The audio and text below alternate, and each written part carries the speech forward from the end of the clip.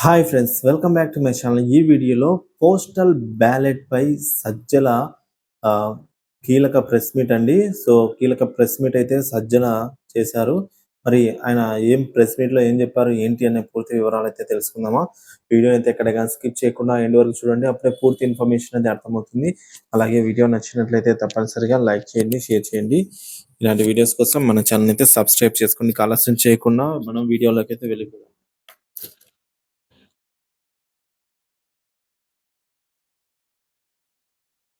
Election commission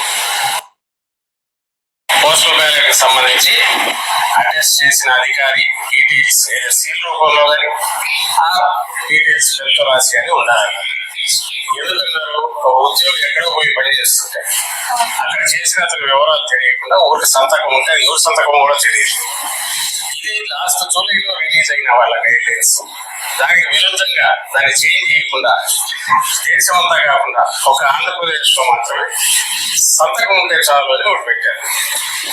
ఇది కూడా ఏది తెలుగుదేశం పార్టీ వాళ్ళు బ్యాలెట్ పేపర్ చూస్తే సరిపోతుంది, ఏమేమి అక్కర్లేదు వాళ్ళకి ఫేస్ చేశాక వీళ్ళు మార్చారు. Clear black and violation. ఈ ప్రొసీజర్స్ నువ్వు ఫామ్ చేసుకునే రూల్స్ నువ్వు వైలేట్ చేస్తుంది ఈజీ. అవి కూడా ఇప్పుడు పోలింగ్ అయిపోయిన తర్వాత పోలింగ్ ముందు డిసిషన్ తీసుకొని కంట్రీ అంతా ఇంప్లిమెంట్ చేస్తే అది నిష్పక్షపాతంగా ఉన్నాయి. పోలింగ్ అయిపోయి కౌంటింగ్ దగ్గరికి వచ్చాక అది ఒక స్టేట్ లో ఇక్కడ మాత్రం ఇలాంటి ఎగ్జామ్స్ ఇవ్వడం అనేది విడ్డూరంగా కనపడుతుంది, అనుమానాస్పదంగా కూడా ఉంది.